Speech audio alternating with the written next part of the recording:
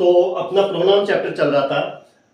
यदि तुलना कंपैरिजन दो सब्जेक्ट एंड नॉमिनेटिव केस के बीच हो, नॉमिनेटिव केस जो होता है ना उनके बीच में होती है तुलना, यहाँ केस के बीच हो तो देन के बाद नॉमिनेटिव केस आएगा, न कि ऑब्जेक्टिव केस।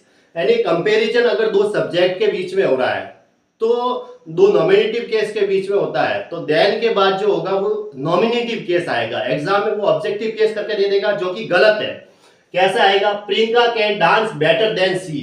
अब देखो बेटर देन क्या है? कंपैरेटिव डिग्री है। बेटर के बाद देन लगा हुआ है। प्रियंका है वो उसकी तुलना में अच्छा डांस करती है, दो के बीच तुलना हो गई है तो प्रियंका क्या है? यहाँ सब्जेक्ट है तो यहाँ पे भी नॉमिनेटिव केस आएगा सी। एग्जाम में यहाँ हर करके दे देगा तो वो गलत है। वहां पे ऑब्जेक्टिव केस ना आगे सिर्फ सब्जेक्टिव केस आएगा, नॉमिनेटिव केस आएगा सी। जैसे अगर यहाँ मी करके दे दिया तो मी भी ऑब्जेक्टिव केस आ गया, मी की जगह आई आएगा। ऐसे यानी प्रियंका वह उनके उसकी तुलना में एक अच्छा डांस करती है, अच्छा डांस करती है, अच्छा डांस कर सकती है ना। दो के बीच में तुलना हो गई है, बेटर देन है। उसी तरह आगे देखते हैं, he was much more surprised then. यहाँ आई आया, देखो सब्जेक्टिव केस आया, इसका मतलब सही है।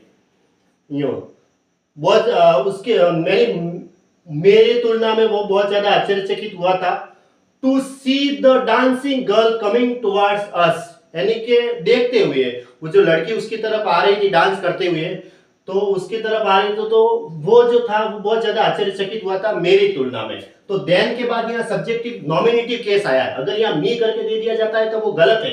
देन के बाद क्या आएगा? यहाँ मोर देन है, इसके यहाँ पे क्या आएगा? नॉमिनेटिव केस आएगा। आई एकदम सही है, यानी ये सही है, आई जो आया वो सही है। तो तुलना अगर दो सब्जेक्ट के बीच में हो रही है, नॉमिनेटिव केस के बीच में, तो देन के बाद क्या आएगा? नॉमिनेटिव केस ही आएगा।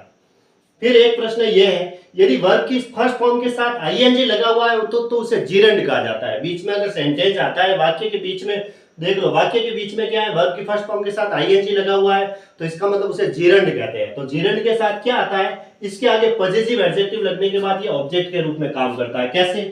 He did not like my smoking लिखा हुआ है, देखो ये सेंटेंस मैंने एकदम सही लिखा है।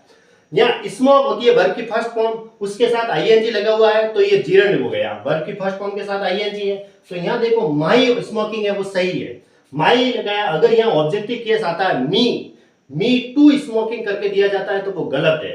यहाँ आएगा पॉजिटिव एडजेक्टिव, माई स्मोकिंग आएगा। तो माई लगने से ये क्या हो गया? वर्ब के बाद ये ऑब्जेक्ट के रूप में काम करने लगा, ये पूरा ऑब्जेक्ट हो गया।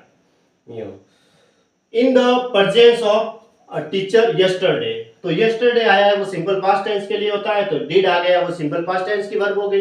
डिड नॉट, तो कहने का मतलब ये है कि बीच में देखो वर्ब की फर्स्ट फॉर्म के साथ आईएनजी लगा हुआ है तो उसे जीरंड कहा जाता है। अगर यहाँ मी लगा हुआ है ऑब्जेक्टिव केस तो वो गलत है, मी टू लगा हुआ है तो भी गलत है। यहाँ पे पॉजिटिव एडजेक्टिव माई आएगा, यू है तो योर आएगा, यू नहीं आएगा योर आएगा।